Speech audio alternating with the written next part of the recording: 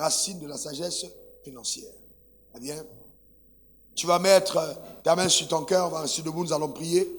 Nous allons rester debout, un moment, nous allons prier. Père, je veux te rendre grâce pour ta fidélité. Que ton nom soit béni, que ton nom soit exalté. Merci pour la capacité que tu donnes à toute personne qui m'écoute d'accéder dans les profondeurs de ta pensée. Père, que la révélation nous soit accordée. Que la révélation nous soit accordée. Saint-Esprit, amplifie mes propos, illumine notre intelligence, illumine notre système de pensée. Donne-nous des paradigmes mentaux nouveaux dans le nom suprême de Jésus. Que cet enseignement soit une sémence déposée dans l'esprit d'une personne qui va agir radicalement au niveau de son mental, de son système de pensée dans le nom suprême de Jésus. Afin qu'après cet enseignement, nous ne soyons plus les mêmes personnes. Au nom suprême de Jésus, j'ai prié. Quelqu'un dise Amen 3 fois. Amen, Amen, Amen. Prière de t'asseoir dans la glorieuse et sublime présence de Dieu. Nous parlons donc des racines de la sagesse financière. Les racines. Les racines, les racines, les racines. Alors, je définis la sagesse comme étant la capacité d'utiliser la connaissance en notre possession. La capacité d'utiliser la connaissance en notre possession. Ou aussi, l'ensemble des voies qu'emprunte l'action de Dieu. Quand Dieu veut agir, les chemins par lesquels il passe, ce sont les chemins de la sagesse. Parce que Dieu est un Dieu sage. Et les actions de Dieu ont été faites de par sa sagesse. C'est par la sagesse que Dieu a fondé le monde. C'est par la sagesse, justement, qu'il a rempli la terre. Maintenant, nous parlons de sagesse, et nous parlons aussi de sagesse financière, les racines. Donc, on ne peut pas parler de sagesse sans connaissance. Ça veut dire que la sagesse va s'appuyer sur la connaissance. Et on ne peut pas avoir de connaissance sans intelligence. Donc, il y a une corrélation entre la sagesse, la connaissance, l'intelligence. L'intelligence qui est la capacité de comprendre les choses. Je suis intelligent parce que j'ai la capacité de comprendre. Voyez-vous? Donc, je peux, par exemple, quand quelqu'un va, je vais prendre ça simple, l'intelligence est ce qui donne le diagnostic de la situation. La sagesse est ce qui fait la prescription pour pouvoir régler le problème. Donc, quand il y a une situation, l'intelligence regarde et l'intelligence discerne. L'intelligence comprend. Et tout de suite, la sagesse donne la prescription sur la base de la connaissance en sa possession. Donc, si le diagnostic est mal fait, l'intelligence, la sagesse ne pourra rien faire. Donc, il faut que l'intelligence ait compris de quoi il s'agit. Par exemple, j'ai des problèmes avec l'argent, tout le temps, je perds l'argent. La première chose, c'est pas de chasser un démon qui vole mon argent, non, c'est de comprendre d'où vient le problème. Est-ce que le problème est un problème de malédiction générationnelle ou alors c'est un problème de mauvaise gestion? L'intelligence va dresser le diagnostic. L'intelligence va comprendre exactement d'où vient le problème. Et tout de suite, la sagesse va prendre autour toutes les connaissances de la Bible qu'elle a et dit, bon, pour régler ce problème, on n'a pas besoin de jeûne et de prière, mais on a besoin d'enseigner à cet homme la discipline de la gestion de son argent. Une fois que la discipline est enseignée, la sagesse est à l'œuvre. Et quand l'homme met en application, il est délivré du problème de perte d'argent, parce que ce n'était pas un démon, mais c'était une mauvaise gestion. Est-ce que tout le monde comprend ce que je suis en train de dire? Je vais illustrer en disant, moi je connais un ami avec qui je marchais longtemps. Alors, il avait une grâce particulière, extraordinaire, là, toujours. Et on allait tous ensemble, on était bénis dans les programmes. Mais lui, il avait toujours des problèmes d'argent. Et je lui ai demandé un jour, mais comment tu peux toujours avoir des problèmes d'argent et être toujours en train de te battre? Et donc, je lui ai demandé, mais comment tu gères ton argent? Dès que j'ai vu comment il gérait son argent, je lui ai dit, à cette allure, tu ne seras jamais riche. Tu pourras pas. Parce que pour pouvoir être riche, il faut avoir l'équilibre entre la générosité et l'épargne. Donc si je dépense tout ce que j'ai, chaque fois que j'ai quelque chose, je ne serai jamais riche. Et même on voit des personnes dans la manière de gérer leur argent, on comprend tout de suite qu'il y a un problème. Parce que si, dès que tu reçois ton argent, alors tu es déjà endetté et ton salaire est englouti dès à la fin du mois, il y a un problème. Il y a un problème parce que tu n'as pas aligné ton style de vie au niveau de tes revenus. Si tu dépenses plus que tu ne gagnes, on n'a pas besoin d'être prophète pour dire que tu vas devenir pauvre. Même si tu gagnes 100 millions par mois, 200 millions par mois, si tes dépenses sont 201 millions, la pauvreté t'attend. Et c'est pourquoi on est étonné de voir, ouais, mais c'était un grand sportif, il gagnait beaucoup d'argent, mais comment est-ce qu'il peut être endetté? Simple. Ton style de vie est une prophétie. Ton style de vie est une prophétie. Et c'est pour ça qu'il est très dangereux dans la vie de vivre en copiant les autres. Parce que tu ne connais pas exactement quelles sont leurs sources de revenus. Donc il faut de l'intelligence. Et moi, dans ma vie, pour pouvoir construire, j'ai pris beaucoup de temps dans la réflexion. Je vais vous dire, vous ne pouvez pas être intelligent si vous n'aimez pas la réflexion. Nous allons parler un peu de l'art de la réflexion. Le drame, c'est que dans nos églises, nous sommes beaucoup dans l'excitation, mais très peu dans la transformation. Et la transformation n'a pas lieu quand on est excité. La transformation se perd quand on réfléchit. Si je veux sortir d'un palier pour aller en autre, je dois activer le levier de la réflexion. La prière n'est pas le levier qui doit intervenir tout de suite. Parce que même pour prier, il faut que je réfléchisse pour savoir dans quel axe j'ai besoin d'adresser la prière à Dieu. Quand on a tous les versets bibliques, tous ne sont pas utiles. Dans une situation précise, il y a un verset qui peut décanter la situation. La réflexion va t'aider dans ce sens. C'est en ce sens que le type de message que nous écoutons ce matin, c'est ce qui bâtit les hommes.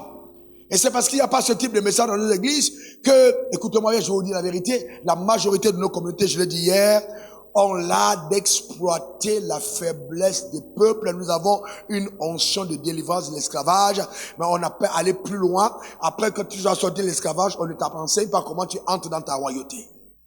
La mentalité d'esclave n'est pas celle qui te fera régner, jamais de la vie.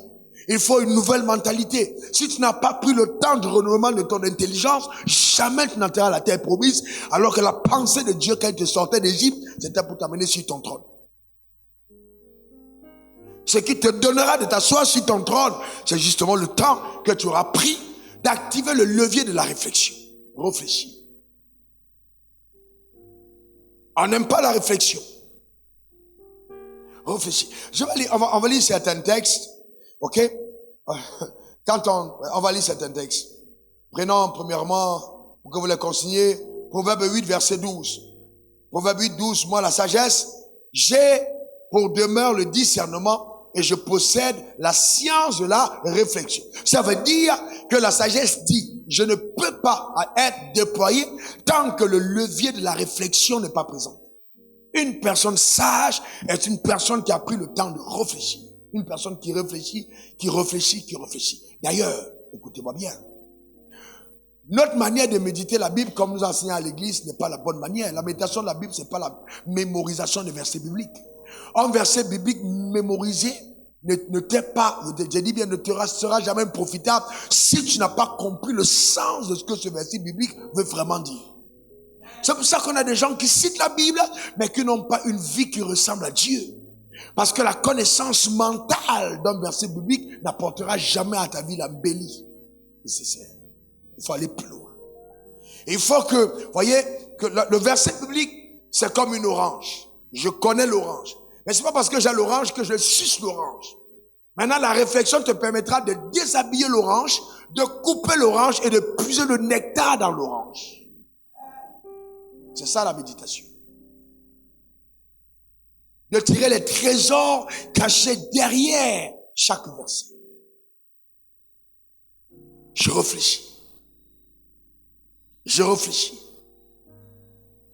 Proverbe 2, verset 10 à 11. Car la sagesse viendra dans ton cœur et la connaissance sera les délices de ton âme. La réflexion veillera sur toi. La réflexion veillera sur toi. L'intelligence te gardera.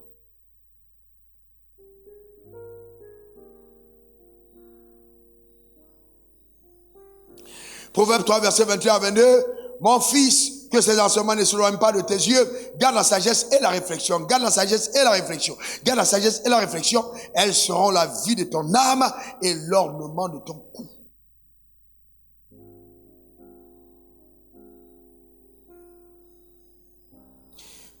Proverbe 5, 1, 2. Mon fils, sois attentif à ma sagesse. Prête l'oreille à mon intelligence, afin que tu conserves la réflexion et que tes lèvres gardent la connaissance. Donc là, vous voyez, la réflexion est fondamentale. C'est quoi réfléchir? Quand dit-on de quelqu'un qu'il réfléchit? C'est le fait d'arrêter sa pensée sur un point précis et réfléchir dans le but de comprendre. Arrêter sa pensée sur un point précis et réfléchir dans le but de comprendre. Comprendre. Réfléchir dans le but de comprendre. Et Dieu aime les personnes qui réfléchissent. Et c'est pour ça qu'il nous a donné un intellect. Il aime les personnes qui réfléchissent. Et tes réflexions vont être précédées par des questionnements qui sont les indicateurs de la sagesse qui est en quête, qui t'habite. Parce que si tu n'as pas la sagesse, tu ne réfléchiras pas de façon conséquente. Et Dieu veut que tu réfléchisses. Quand Jésus était avec les sacrificateurs, pourquoi est-ce qu'il posait des questions, lui demandait d'où vient cette sagesse? Parce qu'il réfléchissait et il demandait, mais pourquoi ça, pourquoi ça? Alors ceux qui étaient là étaient étonnés pour dire, mais comment un enfant pareil peut poser de telles questions? Donc voyez-vous, donc la réflexion est un indicateur même de ta quête réelle de la sagesse. Réfléchis. Voyez, même souvent en occulte, voyez le culte, il n'y a pas de réflexion. On ne réfléchit pas bien. Pourquoi est-ce qu'on a mis telle chose avant? Vous avez un culte, vous venez au culte. Ce jour-là, vous devez peut-être présenter un projet. Il faut réfléchir. Quelle est la meilleure articulation? Quel est le meilleur moment? Quel est le meilleur procédé? Comment est-ce que les choses doivent se faire? Qui doit intervenir? Qui ne doit pas intervenir? Ça doit faire l'objet d'une réflexion. Sans réflexion, il n'y a pas d'anticipation. Et sans anticipation, la sagesse est inactive. La sagesse anticipe. Elle n'est jamais, le dit bien, la sagesse anticipe. Elle n'est jamais dans la précipitation. Parce qu'elle prend le temps de la réflexion. Même quand vous voyez quelqu'un s'habiller, vous pouvez savoir qui a réfléchi, qui n'a pas réfléchi. La réflexion, oh, je suis très sérieux. La veille même, avant de sortir, vous partez en rendez-vous, vous êtes un homme de Dieu, vous êtes une servante de Dieu, vous êtes un roi, vous êtes une reine. Les rois et les reines ne s'habillent pas comme les esclaves. Les rois réfléchissent à leur tenue. Salomon, même dans toute sa gloire, n'a pas été vêtu comme l'un d'eux. Si Salomon était vêtu de façon éclatante, c'est parce que la sagesse dictait la tenue. Et donc même quand on venait, la Bible dit, quand on a vu comment étaient les gars, les serviteurs qui étaient tout autour, comment étaient même les escaliers qui venaient et tout, on a dit waouh, on n'a jamais entendu des choses, mais ce que je vois, ça veut dire quoi? À un certain moment, les œuvres de la sagesse deviennent visibles. Dans l'organisation, on voit ta sagesse. C'est la conséquence d'une réflexion. La réflexion.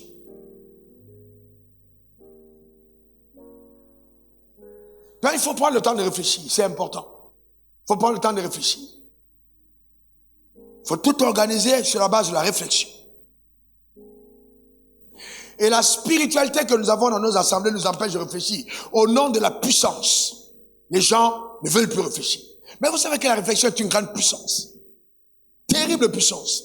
Regardez comment Dieu crée le monde. Un jour, j'ai lu la Bible et puis Dieu m'explique, il dit, regarde comment j'ai créé le monde. Il dit, il dit, que la lumière soit. Non, c'est pas une œuvre de quelqu'un qui n'a pas pensé. Première chose, il allume la lumière sur son chantier. Vous ne pouvez pas travailler dans le noir. Donc, il installe d'abord la lumière. Il fait une installation de chantier.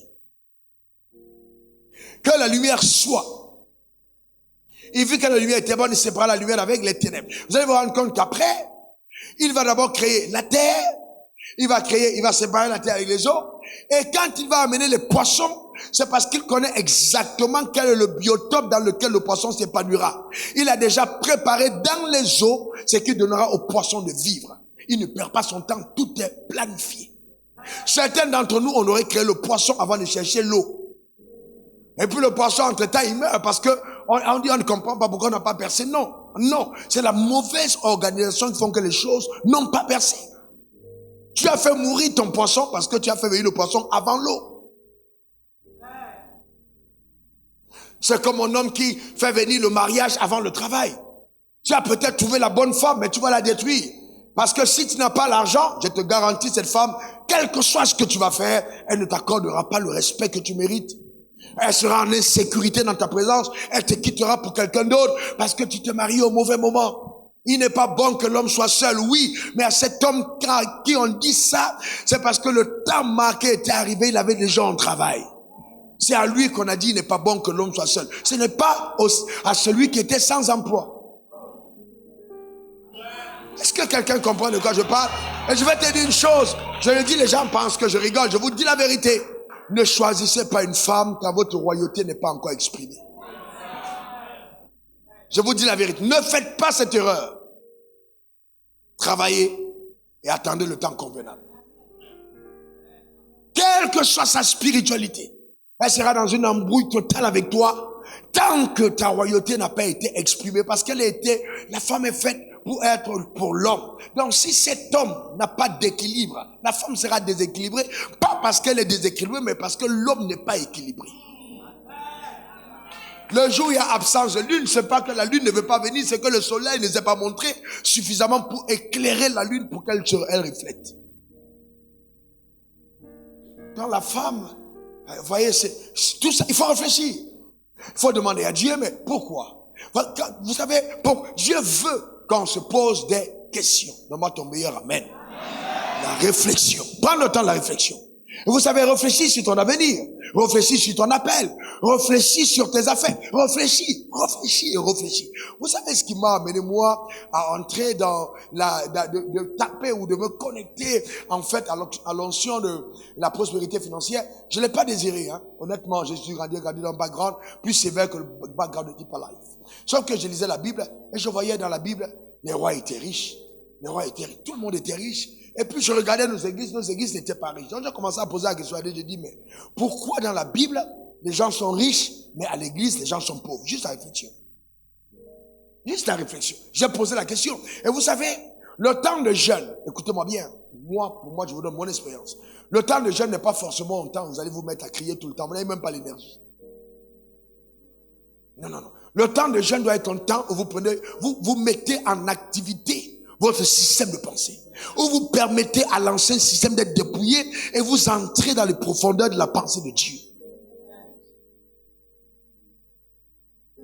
C'est pour ça que quand moi je jeûne, je réfléchis beaucoup en journée et je prie beaucoup la nuit. Parce qu'en journée, si je coupe le jeûne la nuit, bien entendu, je prends des choses la nuit, je prie plus efficacement parce que j'ai l'énergie pour prier. Mais le matin, pendant que je suis faible, j'ai l'énergie pour penser. Vous allez vous rendre compte que moins vous mangez, mieux vous êtes à l'aide dans votre système de pensée.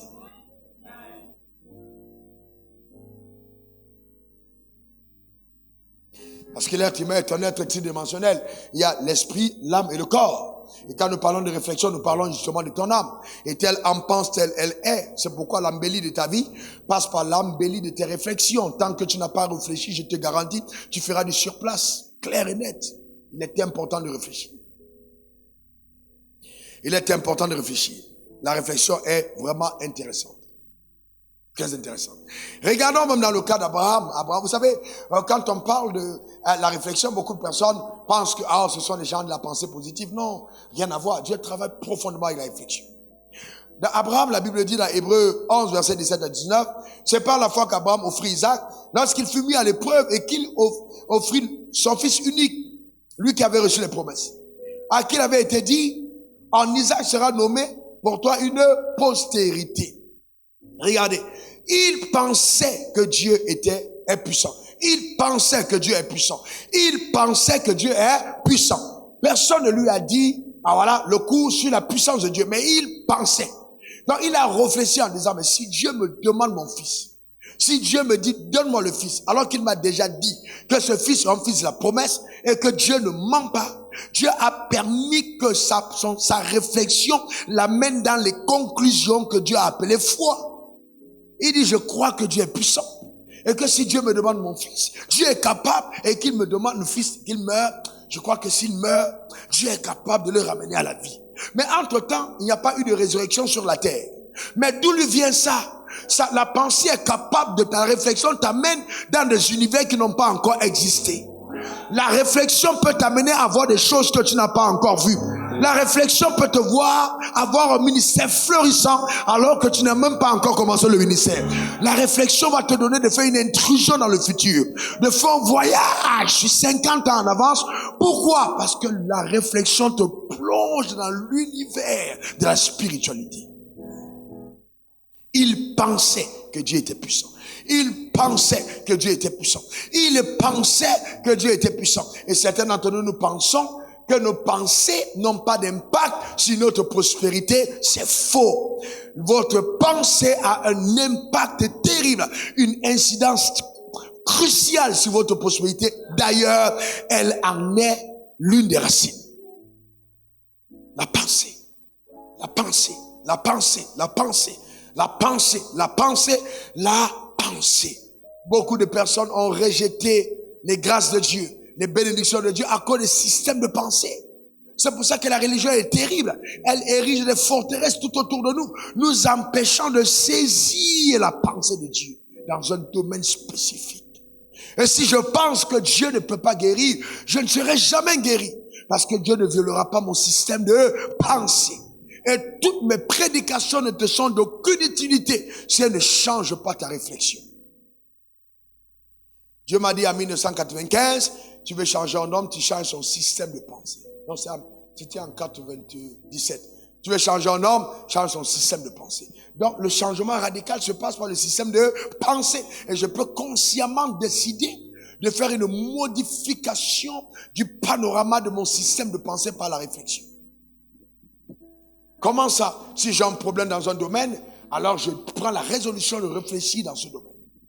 Vous devez, de façon spécifique, j'ai un problème dans le domaine de mon leadership, je dois réfléchir et construire consciemment de nouveaux paradigmes en ce qui concerne mon leadership. J'ai des problèmes d'argent, je dois réfléchir en ce qui concerne les questions de finances. Et la réflexion est simple. Vous avez déjà vu qui à l'église qui est venu donner 10% et qui est devenu très riche? C'est pas possible. La réflexion, vous savez, à l'église, j'ai l'impression que les gens, excusez-moi, on nous embêtise. C'est un mot que j'écris, embêtiser. C'est-à-dire, tu rends de bête. Voyez-vous? Alors, on dit, ouais, je vais venir, je donne 10% à Dieu. Non, non, non, non, non. Non, personne. Abraham même, le père de la foi, n'a pas obtenu son fils avec 10%. Jamais. Quand il a donné 10%, c'était une transaction avec Melchisedec. Il y a eu un impact de royauté. Mais ce n'était pas suffisant pour qu'il entre dans les dimensions de ce que le ciel lui réservait. Parce que si on entre en alliance et que tu te donnes 10% et je veux ton 100%, il y a tricherie. Il y a tricherie. C'est pas logique. C'est pas normal. Tu veux 100% de moi et tu me donnes 10% de toi. Tu triches. Et c'est pour ça que même dans des alliances du mariage, il y a beaucoup de tricherie. 100% du salaire de ton mari et puis 1% de ton salaire. C'est une tricherie. Il est important, non, il faut la réflexion. On est d'accord là-dessus? Ah bon, oui, parce qu'une femme qui se marie et qui dit mon salaire m'appartient n'a jamais connu ce que c'est que le mariage. Elle n'est pas dans le mariage. Non. Et vous voyez de manière contemporaine, les gens veulent contenter les femmes. Il y a un évangile qui consiste même à prêcher pour que les femmes disent Amen, Non. Non. C'est un évangile dangereux. Très dangereux. Fais pas pour que non. Il faut qu'on revienne à ce qu'il y a. C'est important. La réflexion. Réfléchissez, hommes. Réfléchissez, femmes. La réflexion. Est-ce que ça va? Donc, pas le temps de réfléchir. Parce que si je ne réfléchis pas, je ne peux pas avoir accès aux révélations. La révélation, est la conséquence de mes réflexions. Tant que je n'ai pas réfléchi, je n'accède pas à l'intelligence numéro 3, qui est l'intelligence révélée. La révélation est la conséquence des réflexions. Si je ne réfléchis pas, je n'ai pas de révélation. Donc, si vous voyez quelqu'un qui est constamment en train d'avoir des révélations, c'est quelqu'un qui est constamment en train de se poser des questions. Quelqu'un qui est constamment en train de réfléchir. Sans la réflexion, il n'y a pas de révélation. C'est pour ça que la Bible dit, heureux ceux qui ont faim, heureux ceux qui ont soif de justice, car ils en seront rassasiés. Ta faim spirituelle est traduite aussi par les questionnements de ta réflexion au sujet de certains points de la vie. Et il faut méthodiquement, je dis bien méthodiquement, structurer sa réflexion dans des points précis. En ce qui concerne le domaine des finances, j'ai pris le temps de profonde réflexion. Et je continue d'ailleurs de réfléchir profondément. Vous trouvez dans le jardin d'Éden, le jardin qui est arrosé par Dieu avec 4 bras. Les bras arrosent le jardin. Vous dites, mais pourquoi est-ce que Dieu n'a pas arrosé le jardin avec un seul bras? Et donc, si là, et que le jardin était un jardin fleurissant, alors si ta vie est arrosée d'un seul fleuve, ta vie ne ressemblera jamais au jardin d'Éden. Parce que le jardin d'Éden avait 4 fleuves.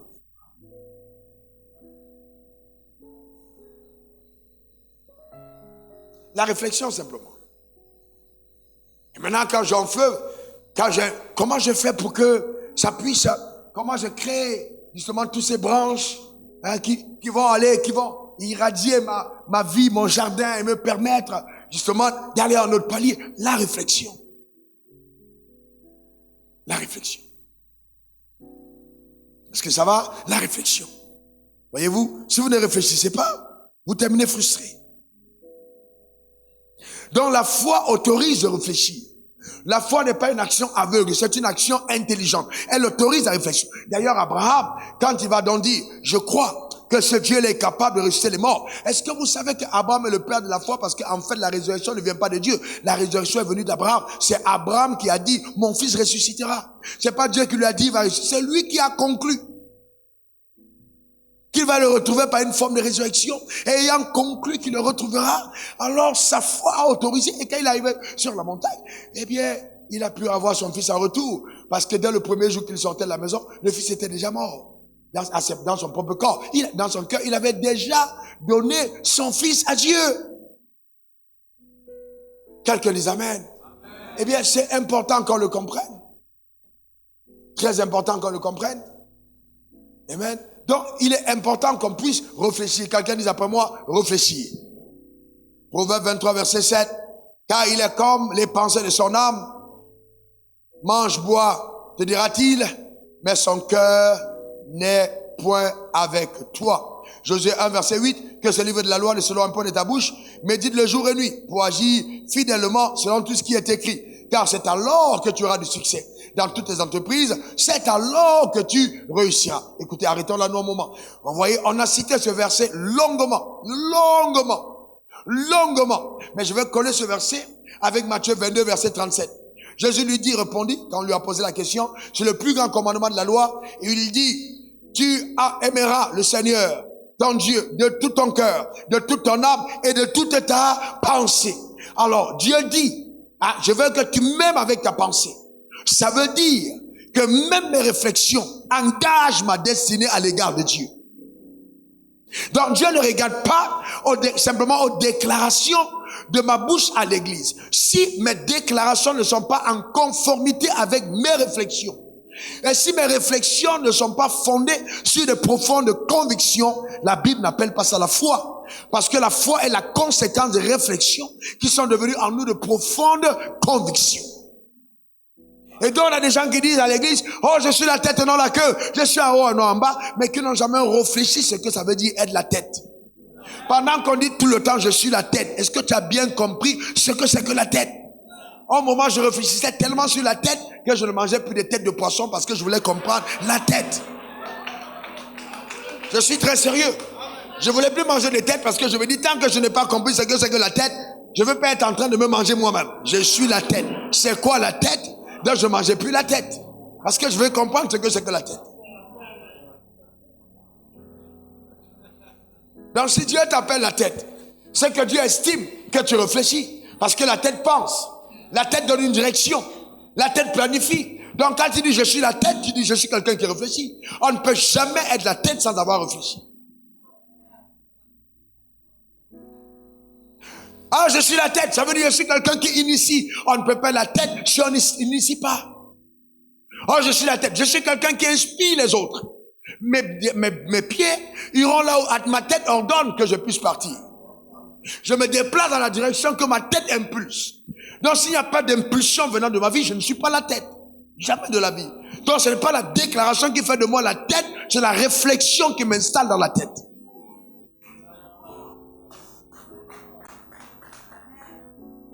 Vous savez quoi? Quand j'ai commencé à comprendre ces choses, j'ai dit à l'église de Samuel Logement, c'était, je crois c'est en l'année 2000, à l'époque, faisait les réunions de réveil avec le pasteur Fato. Voilà, à cette époque-là, eh bien, je dis, si je meurs pauvre, ne m'enterrez pas, je suis pas encore mort.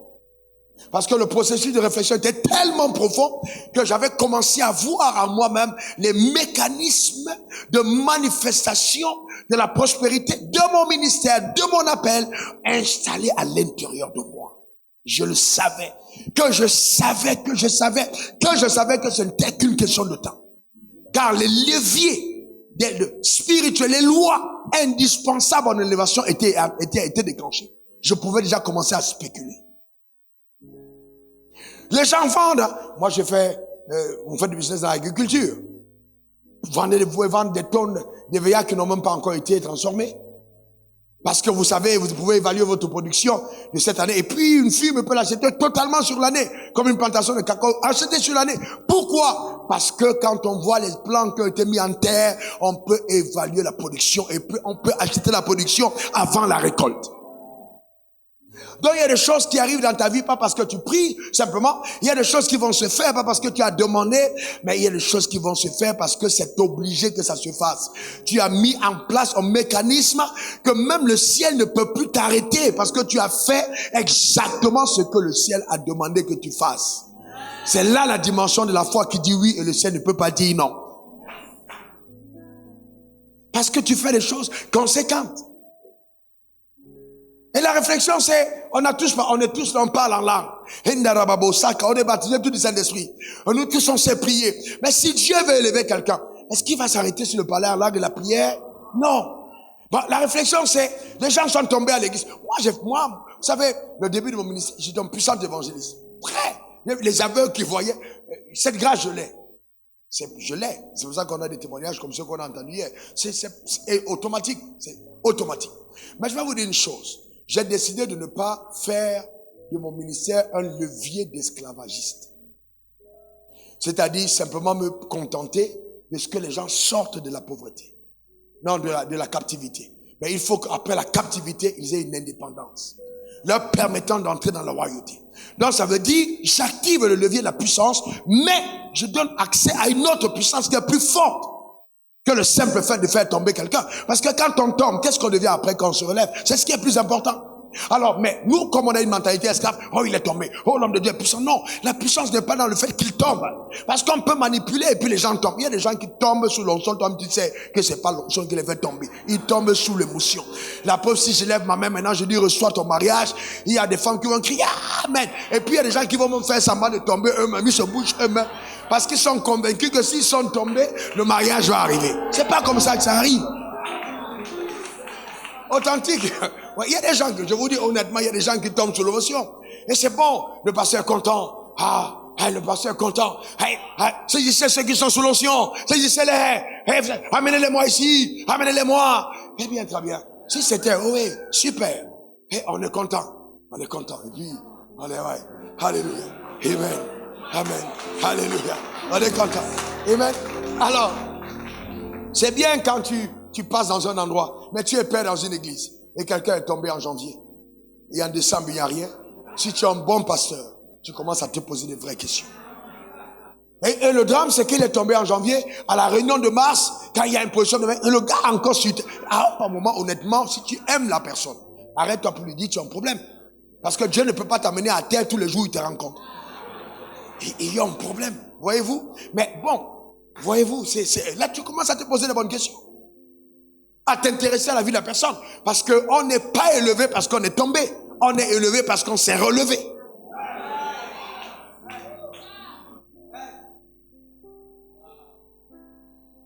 Mais bon, si ma quête n'est pas de bâtir les gens, et ma quête est de me bâtir par les gens, je continue le processus parce que, in fine, les personnes qui tombent nouvellement m'amènent de nouveaux clients. Ma quête n'est pas l'épanouissement du peuple. Ma quête est mon épanouissement par le peuple. C'est ça toute la différence. Sinon, nous savons tous qu'il y a des choses qui ne marchent pas. Quelqu'un m'a dit, est-ce que il faut qu'on fasse ça, il faut qu'on dise aux gens. Je dis aux gens, non, on ne peut pas bâtir les gens sur le système de la peur. Je ne peux pas faire peur aux gens. Non, je ne vais pas faire peur. On t'a pas mené, t'as dit, tu vas te frapper la nuit. Non, frère, Dieu ne va pas te frapper. Reste chez toi et puis tu vas voir. C'est pas la fois que Dieu va te frapper. Ça fait, quand les gens opèrent par la peur, ils sont moins productifs. Parce que la peur muselle, la foi révèle. Donc, écoute, si tu veux garder ton argent, garde-le. Oh non, vraiment, il n'avait pas fait ça. Il n'y aura pas de l'argent dans l'œuvre de Dieu. Qui? Moi, je ne veux pas jamais te dire ça. Si tu veux, prends ton argent, pas avec. Cette église ne manquera jamais d'argent. C'est mon discours. Je vous dis ça tous les jours. N'est-ce pas? Très bien. Dieu ne t'a pas donné ton argent pour que tu viennes à l'hôtel. Hey, mange bien, habille-toi bien, bâtis une belle maison, roule une belle voiture. Dieu veut que tu sois heureux. Mais il demande une portion de ton argent. Il ne demande pas tout ton argent. Dieu ne veut pas t'en... C'est-à-dire vraiment, il ne veut pas faire de toi un esclave. Vous voyez, là où l'Esprit de Dieu, là où la liberté, il veut faire de roi un roi. Et pour régner, il faut être épanoui. Je déclare établi sur ta vie le bonheur à tous égards, par la puissance de Dieu, dans le nom suprême de Jésus. Donne-moi ton meilleur amen. Dis encore amen. Une dernière fois amen. Un jour, vous savez la réflexion, j'ai discuté avec un homme de Dieu qui semblait vouloir faire des démonstrations extraordinaires de ah ouais, bon, ce que tu fais n'est pas sérieux. Enfin, si. On s'est assis, je lui ai dit, frère, il faut qu'on parle. J'ai regardé le frère, je lui ai dit, tu sais, je suis un peu embêté par tout ce que j'entends. Je ne suis pas entré dans le business parce que je suis intéressé par l'argent. Je vais vous dire une chose qui va vous choquer. Dans l'intelligence financière que j'ai mise en place, je ne vis même pas d'un seul salaire que je touche. Je vis toujours par la foi. Ma femme est témoin. C'est-à-dire, on n'est pas... Je ne paye plus de billets d'avion depuis très longtemps. C'est une alliance avec Dieu.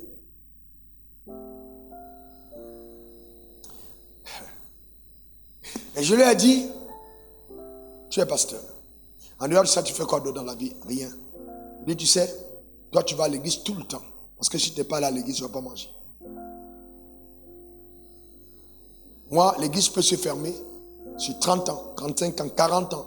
Je me couche sur un bateau. Je vais en Corée. Je vais avec ma femme, je fais les excursions, je reviens. Mon revenu de vie ne change pas. Parce que j'ai mis sur pied des leviers tels que j'ai même plus besoin de travailler pour avoir l'argent. Je ne prends pas de salaire à l'église. Je lui ai dit, tu sais, c'est trop facile ce que vous dites. Vous exploitez le peuple. Vous savez, moi je connais des gens à l'église qui sont fidèles. Vous savez, quelqu'un vient. Vous savez, même quand je vois quelqu'un fidèle qui est en dessous de la pluie, il vient à l'église. À un certain moment, il faut questionner même sa fidélité. Pourquoi il est tant fidèle? Vous devez réfléchir.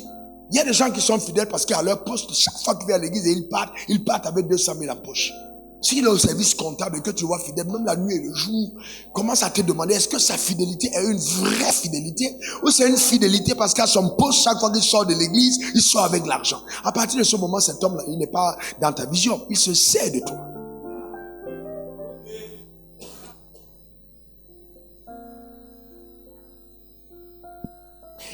Vous savez, la Bible dit, souvent les gens ils pensent, il faut que Dieu te... Non, si tu n'es pas intelligent dans la vie, si tu ne réfléchis pas, il y a beaucoup de choses qui vont t'échapper. Je vais vous dire une chose, même ta femme, quand ta femme est avec toi, quand il commence à avoir une modification dans son comportement, arrête-toi et réfléchis. Elle n'aimait pas aller à l'église tous les jours. Maintenant, tous les jours, elle va à l'église et puis elle est toute sa paix qu'elle va à l'église, elle est toujours contente d'aller. Est-ce que c'est Jésus qui l'a visité? Ou bien il y a quelque chose de nouveau qui s'est passé dans la vie de ta femme pour qu'elle commence à aider à l'église de cette manière? Il faut réfléchir, frère. Dieu nous a donné la réflexion. La chose est valable pour ton mari. Il n'aime pas l'intercession, mais subitement, il devient le grand intercesseur qui veut faire des nuits de prière. Il est toujours premier à l'église. Et puis, il va toujours être bien soigné. Il va s'assurer que son haleine est bonne. Eh bien, il faut bien te poser la question. Pourquoi il y a cette modification? Dieu autorise la réflexion. C'est quand Jacob a observé que le visage de Laban n'était plus le même, que Dieu lui a dit, attention, il est temps pour toi de partir. Donc s'il ne réfléchissait pas et ne pouvait pas interpréter un langage facial, il n'aurait jamais su que quelque chose de dramatique était en train de se passer contre lui.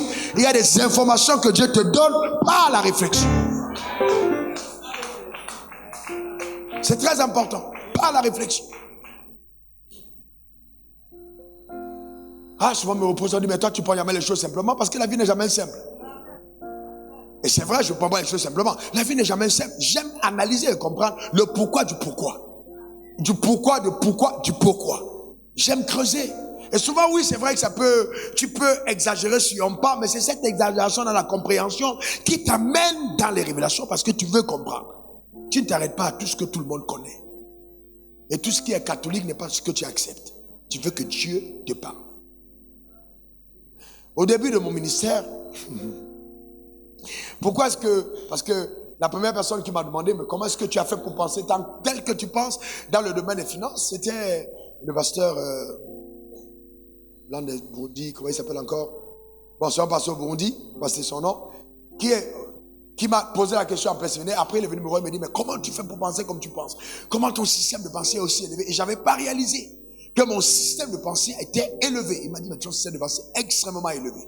Tu penses très haut dans ce domaine-là. Comment tu fais pour penser? Et là, je me suis arrêté pour demander, c'est vrai, comment est-ce que j'ai fait pour penser comme je pense? Et plus tard, j'ai compris, simple. Les 3 premières années de ma conversion, j'arrivais pas à lire un livre. Je ne lisais que la Bible. Matin et soir, matin et soir. Chaque fois que je prenais un livre, j'avais mal à la tête. Et j'ai conclu que Dieu ne voulait pas que je lise un livre. Ça m'a beaucoup aidé. Pourquoi? Parce que mon système de pensée n'a pas été corrompu par une pensée que quelqu'un avait déjà eue. Le drame, c'est que beaucoup d'entre nous, nous avons accès aux réflexions des autres et nous n'avons jamais réfléchi.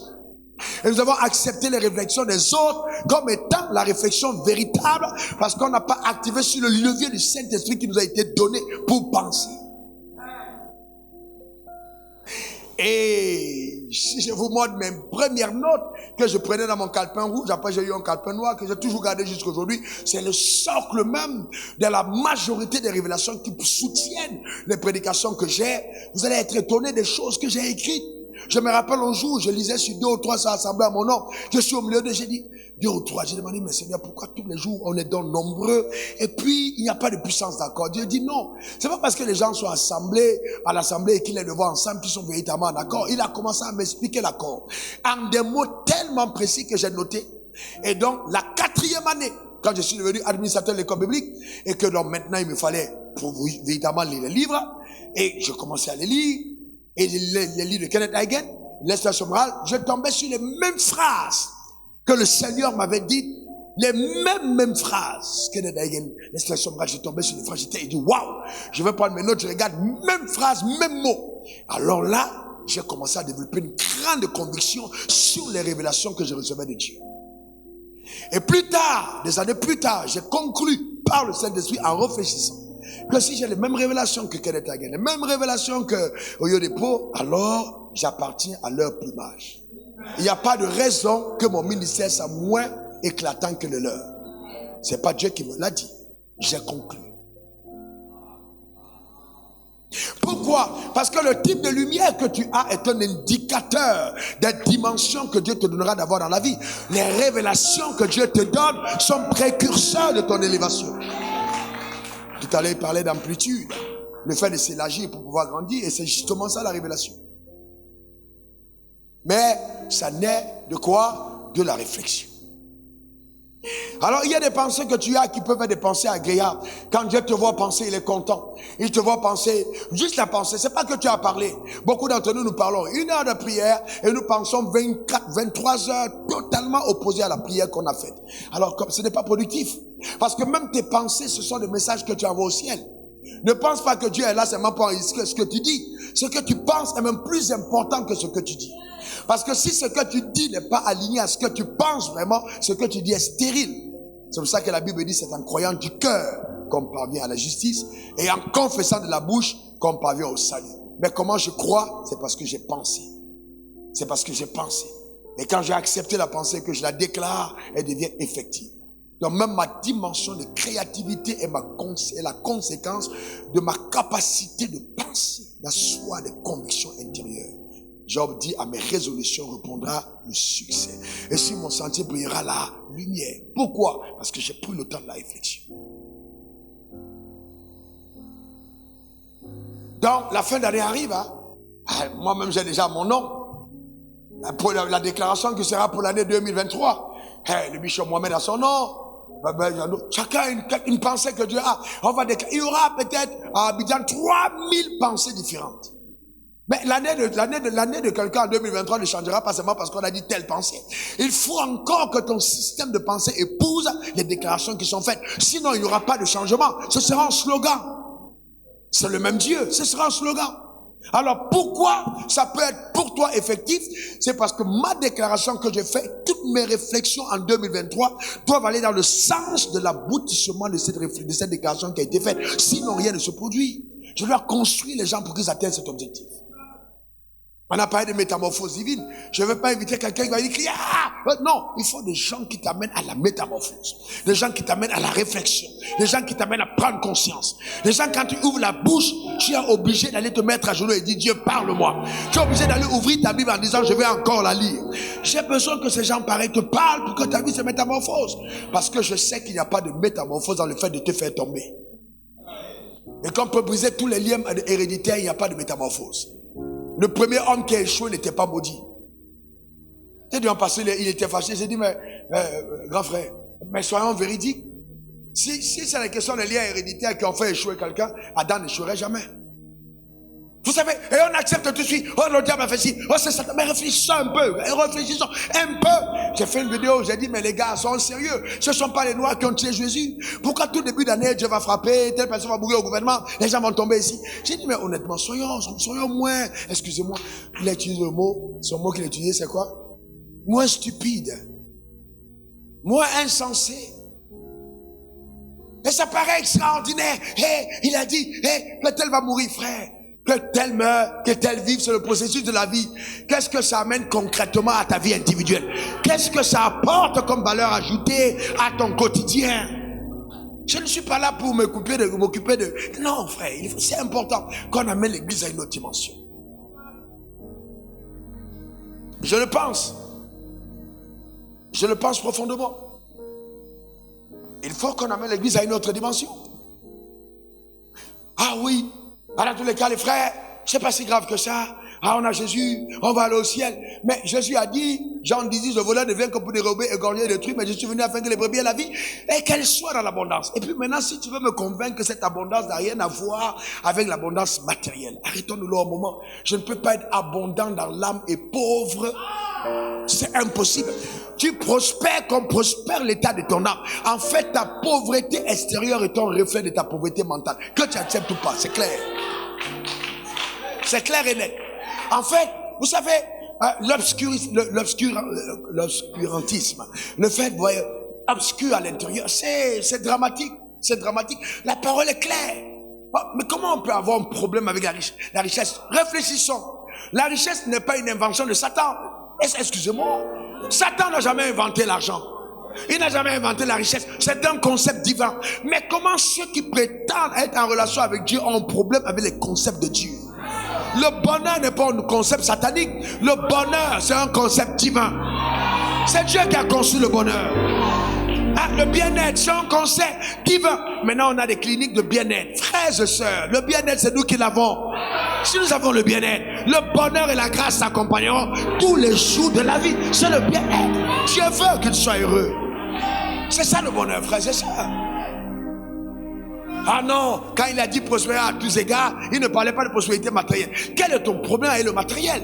Est-ce que tu n'es pas quelque part affecté, impacté par le passé que tu sembles avoir laissé mais que tu n'as pas dépassé? Parce que sortir d'Égypte ne veut pas dire que l'Égypte est sortie en moi. Il n'y a que la réflexion qui me permet d'évacuer l'Égypte en moi. Et comme les Égyptiens n'entrent pas à la terre promise, si je garde l'Égypte en moi, alors je ne rentrerai pas dans la terre promise. Donc ce n'est pas le diable qui s'oppose à toi simplement. Non, c'est ton système de pensée qui fait blocage. Dieu est avec toi, tu as été béni. On t'a imposé la main. Certains d'entre vous êtes devenus même chauves. On a tellement mis la main sur la tête. Les autres ont bu l'huile jusqu'à ce que ça crée des problèmes, même dans le corps. Mais jusque-là, frère, jusqu'à quand? En certain moment, arrête-toi. Dis, j'ai assez bu d'huile. On m'a assez imposé les mains. Non, je suis assez tombé. Assez, c'est assez. Il faut que les choses changent à l'intérieur de moi. Et pour que les choses changent, il faut que je change. Pour que les choses changent, il faut que je change. Aucune prophétie n'apportera de l'embellie si elle n'a pas changé ton système de pensée. Elle ne t'a pas donné de te réorienter par rapport à la vie et sur le point de ce que Dieu t'a dit. La pensée et la réflexion. Frère, c'est important. C'est important. Réfléchissez. J'étais avec ma femme. Quand j'ai commencé, d'abord je vais vous dire une chose qui s'est passée. Dieu est incroyable. Je dis en toute humilité, Dieu est incroyable. C'est juste la grâce de Dieu. Mais acceptez de coopérer avec les pensées divines. Il y avait une affaire qui est arrivée, on a mis de l'argent. Et puis, toutes les nuits, j'étais sur mon lit. Il était à côté, je calculais. Je fais des schémas. Schéma numéro 1. Probabilité 1, probabilité 2, troisième bras, quatrième, ça, tac, probabilité. Et elle, à un moment, elle dit, elle se moquait de moi. J'ai dit, t'inquiète pas, chérie, tu vas voir. Bientôt, on aura 15 millions par mois. Elle me regarde, elle rit, 15 millions par mois. Après, j'ai dit, non, dans 2 ans, voilà, on va arriver à 50 millions. Et puis, elle rit. Et moi, je venais les soirs, je regardais mes bras. Après, maintenant, l'histoire des bras, c'était une arnaque. Ça n'a rien donné. J'ai dit, Seigneur, comment est-ce que les gars ont pris mon argent? Comment est-ce que les gars ont pris mon argent? Après, vous savez quoi? C'était incroyable. Dieu me dit, ils n'ont pas pris ton argent. C'était Ismaël qui vient avant Isaac. À cause d'eux, j'ai anticipé et j'ai permis à ma pensée de croire que je peux aller avoir 50 millions, avoir 100 millions. Donc ce coup, ce qu'ils m'ont pris, c'était la leçon pour l'étirement mental. Si ce n'était pas eux, j'aurais jamais imaginé. J'avais fait des promesses, je vais t'acheter une voiture, on va voyager, on va faire ci. Mais maintenant, vous savez, c'est la même chose qui est arrivée à Sarah quand Agar tombe enceinte. Elle ne pouvait pas imaginer comment est-ce qu'une femme est enceinte, comment est-ce que bon, Dieu crée un événement, il dit, bon, comme tu n'arrives pas à réfléchir, je vais te mettre une femme en face, tu vas voir comment elle crache, comment est-ce qu'elle marche, comment est-ce qu'elle fait. Et puis, plus tu vas la regarder, plus son système de pensée va commencer à changer. Et c'est pourquoi vous voyez, même quand vous voulez réfléchir sur votre futur, n'allez jamais en retraite dans un endroit pauvre. Vous avez tué votre... N'allez jamais en retraite dans un endroit où il y a des moustiques. Faites le maximum d'efforts. Installez-vous dans un palier qui est au-dessus de votre chambre. Mettez-vous dans un endroit qui est plus beau que votre chambre. Installez-vous là-dedans. Si vous ne pouvez pas payer, allez dans le hall, asseyez-vous, c'est gratuit. Commandez un coca, restez là du matin au soir et réfléchissez en voyant de nouveaux panoramas. Ah oui, parce que les couleurs de ta réflexion sont teintées par la capacité à créer un environnement nouveau. Si même les bêtes qui viennent boire dans l'auge, parce qu'on a mis des branches pelées, quand elles partent, l'impact a eu sur leur corps, parce qu'elles ont regardé dans... C'est pas toi qui vas venir, frère. C'est pour ça qu'il faut faire attention. Je ne peux pas accepter que quelqu'un vienne ici, il donne un témoignage de mendicité. Jamais. Parce que la destinée de milliers en dépend. Donc même le choix des témoignages doit correspondre à l'objectif qu'on veut atteindre quand on construit les gens. Il n'y a pas de hasard. Tu ne témoignes pas par hasard. Parce que le diable peut faire venir quelqu'un qui va chuter la foi des autres. Avec un témoignage de non, j'étais là, vraiment, et puis mon homme ne voulait pas, mais finalement, je suis sorti, j'ai porté une mini-jupe, qu'elle a vu mes mini-jupes, et puis après, il m'a donné un billet de 10 000. C'est pas ça un témoignage. Non. On est en train de construire des rois, des personnes qui doivent aller en autre palier. Il faut des témoignages adéquats. Après on se plaint, on dit non, on ne comprend pas. On a que les pauvres à l'église, mais c'est normal. Si l'autel a un langage pauvre, les gens deviennent pauvres. Si la réflexion pastorale est pauvre, les gens sont pauvres. La personne qui veut devenir riche partira parce qu'il n'a pas les plumages. Les chromosomes de son futur ne se trouvent pas dans les paroles de son prophète. Alors il est obligé de partir retrouver quelqu'un qui parle le langage de son plumage, afin qu'il puisse s'identifier à un environnement qui va permettre à sa vie de passer à un autre niveau. Et donc la réflexion, même les messages qu'on enseigne à l'église, je prends mes messages, je regarde qu'est-ce que j'ai enseigné, je commence à regarder, je regarde pour voir, mais quand tu enseignes ça, quel peut le système de pensée des gens, qu'est-ce qui manque, qu'est-ce qui fait si je prends, et puis il faut méthodiquement, même quand un assistant doit prêcher, je dois comprendre dans quelle orientation il mène le peuple. En cette saison précise, j'ai envie que les gens parlent le Saint-Esprit, parlent la prière. Tu vas pas venir me raconter des histoires d'autres choses. On va rester dedans. Parce qu'il faut qu'on suive les gens. C'est la réflexion.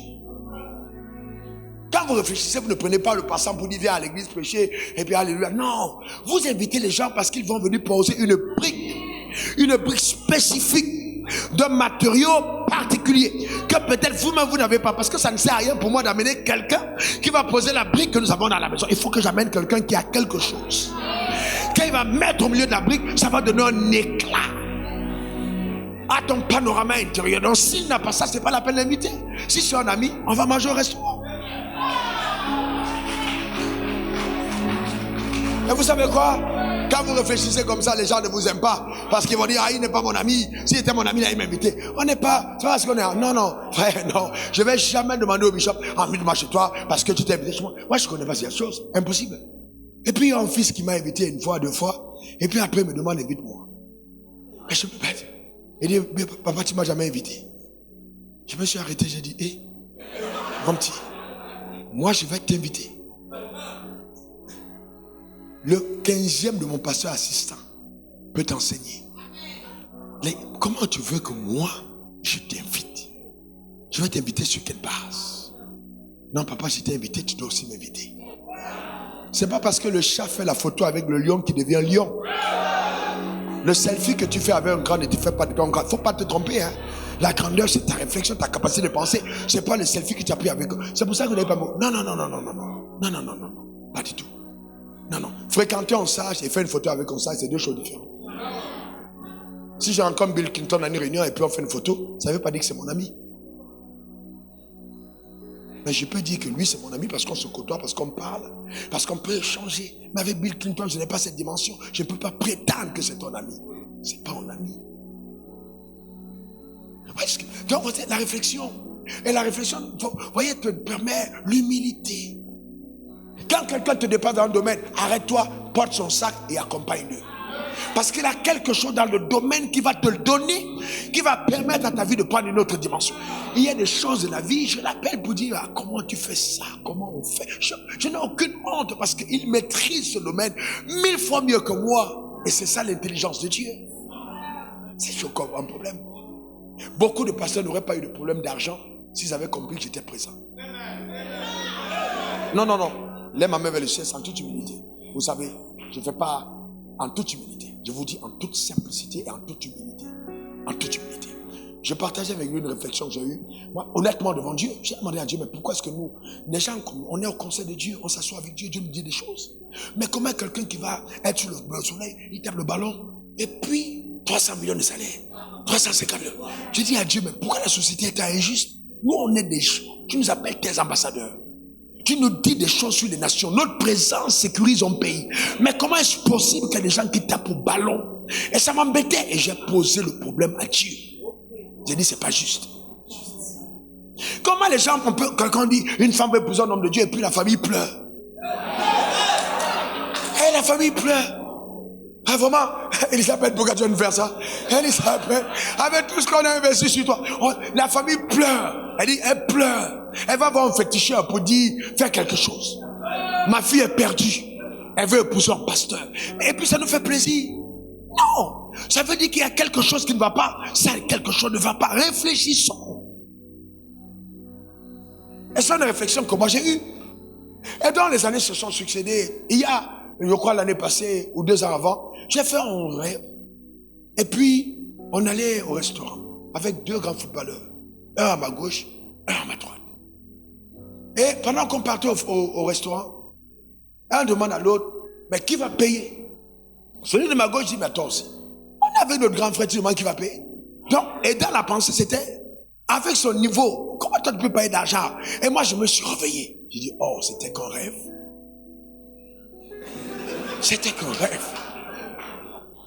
Cette année, parce que toutes les années et tous les mois, à la fin du mois, je fais un deal personnel avec Dieu pour aller voir et lui dire, voici ce que j'ai eu, voilà comment j'ai géré, voici, oriente-moi. Et ma femme va vous dire, je peux être là et puis paf, tout de suite, il y a le nom de quelqu'un qui monte. Il dit, fais ça pour telle personne. Et la personne à cet instant précis était au bord du précipice. Il sait. Je l'ai développé tellement, j'ai dit tellement, parce que j'ai compris le sang d'être une source. Si je suis une source, la source ne boit pas de son eau. La source n'a pas soif. La source n'a pas soif. Quand Dieu fait de toi une source, il y a une discipline de gestion de l'eau. La source ne boit pas l'eau. Si tu commences à boire ton eau, tu n'es pas une source. Pendant 7 ans, je n'ai pas acheté de voiture. 7 ans. 7 ans. Dieu m'a dit, pas de voiture achetée. On dit quand quelqu'un va voir pour dire, ouais, mais comment est-ce possible? À moins de 12 mois de cycle, près d'1 milliard de dons de voitures. Mais ça vient d'où? De l'obéissance. C'est juste obéir. Est-ce que quelqu'un comprend ça? C'est fondamental.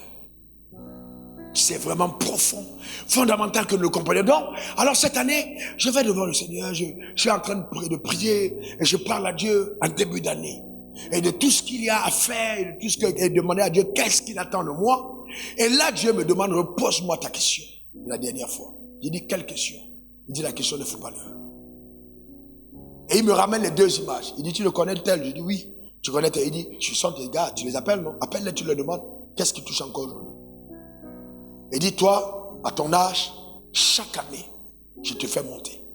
Et là, aujourd'hui, regarde toi-même la condition des autres. Dis, moi, je suis le juste. Il ne faut jamais te comparer. Quand Dieu t'amène sur le chemin, il ne faut jamais réfléchir en ta vie comme étant une vie de perdition. Jamais, jamais. Dieu ne peut pas t'appeler à lui pour souffrir. Si tu souffres, c'est parce que tu as permis la souffrance dans ton système mental. Tu n'as pas. La souffrance n'est pas un appel au service de Dieu. Non. On peut souffrir parce que, bon, peut-être on désire, par la passion, d'aller dans un village prêcher l'évangile, dormir à même le sol. Il n'y a pas de souci. Mon fils, moi, je vais dans un village. Je suis parti à Tikapa. J'ai voyagé avec la chef. Dans un avion, il y a chef à côté. C'est-à-dire quand l'avion est monté en arrivant en haut, j'ai vu mes compagnons dans l'avion. Ma faille. Tu vois l'avion fait boum. Tu te dis, hey, qu'est-ce qui m'envoie ici? Quand je suis arrivé à Tikapa, le plus grand défi était de savoir comment je rentre. Tu arrives à l'hôtel, tu dois prêcher. On arrive, les gens sont excités, ils sont contents. Tu vas pas dire tu es fâché parce que ta maison, tu donnes la climatisation. C'est pratiquement une natte qui a même le sol. On t'a logé. Mais tu vas faire comment? C'est ce que les gens ont à te donner. Tu vas pas venir commencer à jouer les superstars pour dire, bon, je suis un grand homme de Dieu, c'est pas possible. Il faut que mon protocole valide le matelas. Frère, c'est pas une affaire de protocole valide. Je sais, il faut.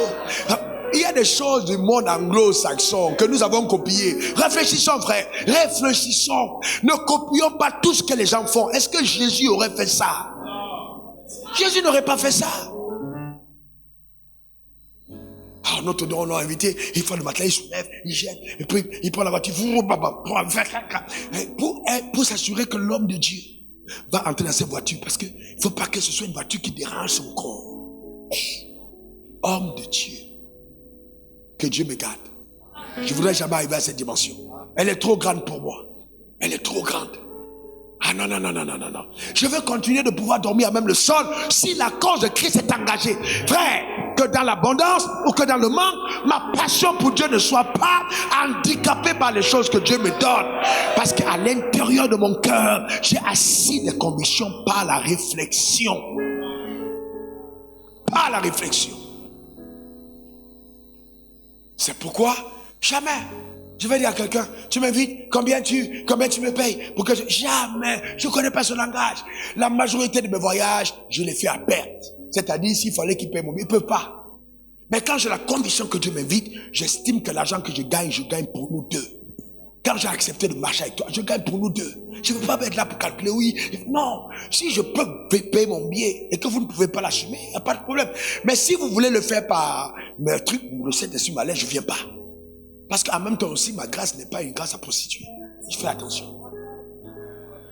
Il sait. La chambre d'hôtel, combien je paye, c'est lui qui gère quand je suis à Paris. Il sait. Mais il n'y a pas de problème.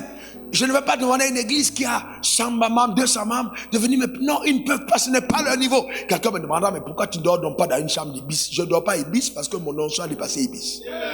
Je peux payer plus que Ibis. Ma royauté, le type de grâce que j'ai me permet de pouvoir... Si je vais à Ibis alors qu'il y a des moyens d'aller ailleurs, l'onction ne va pas couler.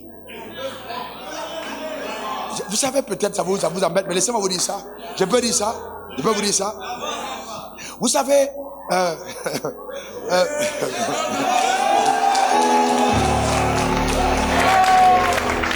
pas parce que quelqu'un t'a invité à l'hôtel dans son église qui t'a donné l'hôtel. Quelqu'un peut t'inviter mais il ne t'a pas donné l'hôtel. La façon dont il honore ta grâce va déterminer comment tu coules. Donc si quelqu'un n'a que Ibis à t'offrir, c'est pas grave.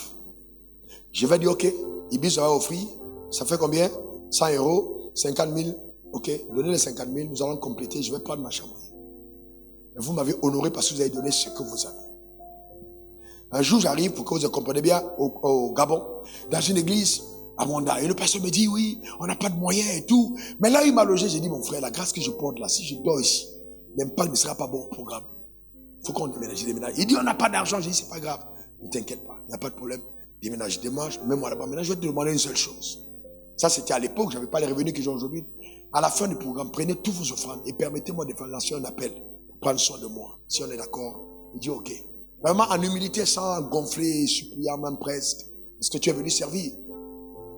Il m'amène donc maintenant à l'hôtel. Là, j'ai dit où est le plus grand hôtel? J'ai dit prends-moi une suite. Le gars m'a regardé, j'ai dit t'inquiète pas. Je connais la grâce que je porte. Il m'a mis dans la suite. On est allé au programme. Le programme durait 4 jours. Premier jour, il termine par. J'ai dit vraiment, je suis venu. Avec quelqu'un qui prenne soin de mon hôtel, quelqu'un fait si, enfin cette offrande c'est pour prendre soin de moi. Les gens venaient donner. Quand on a terminé le programme, les souvenirs sont bien exacts, on avait près de 17 millions dans mes caisses, à moi en réserve.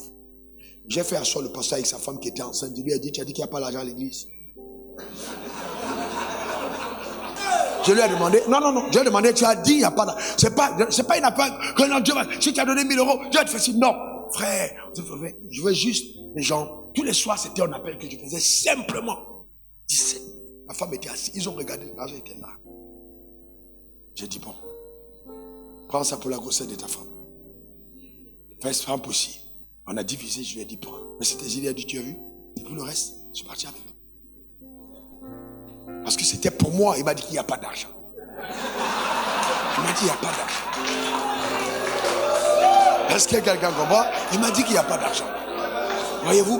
Donc vous devez comprendre, ces choses-là c'est clair. Si je veux, je ne peux pas inviter un homme comme lui, et il vient, il vous a enseigné comme il vous a enseigné, à la fin je dis vraiment, tu sais, c'est un peu compliqué. Alors que, non, c'est pas sérieux. Je dois, si je veux que vous soyez bénis, je dois réfléchir à un acte qui permette que ce qu'il a dit reste dans vos cœurs sans ombrage. Parce que la joie qu'il a de partir, l'honneur que j'accorde à sa personne va déterminer sa fluidité. S'il était ailleurs dans une autre église, ce matin, c'est pas sûr qu'il aurait coulé avec la même grâce. Il peut avoir la même connaissance, mais il n'aurait pas dit les choses avec la même aisance. Parce que il y a quelque chose qui va provoquer le fait que il y a une coulée. Et tant que vous n'avez pas compris ça, vous perdez votre temps. Je termine en disant, un homme était riche, très riche. Il a gagné beaucoup d'argent et puis il dit en son âme, oh, je vais construire ceci, voilà, il dit en son âme. Et puis Dieu lui dit, insensé. Est-ce qu'il avait parlé à quelqu'un? Il avait fait quoi? Il a juste réfléchi. Maintenant, je vais me construire des coffres forts. J'aurai la belle vigie à Miami, je sais où. Voilà, je vais rouler des voitures. J'ai percé. Le pasteur a communié, il a mis ses mains sur moi. J'ai percé maintenant. Il va voir qui je suis. Mais personne n'a entendu. Dieu seul a entendu. Dieu dit, insensé. Cette nuit même, ton âme te sera redemandée. Quand vous réfléchissez, ne pensez jamais que vous êtes seul. Dieu écoute vos réflexions. Que Dieu bénisse ton âme. Que Dieu bénisse ta vie. Que sa grâce t'impacte. Et que la parole que nous avons reçue ce matin influence ta vie. Je lève ma main vers le ciel. J'envoie ces paroles comme des paroles d'impact sur ta vie au nom suprême de Jésus.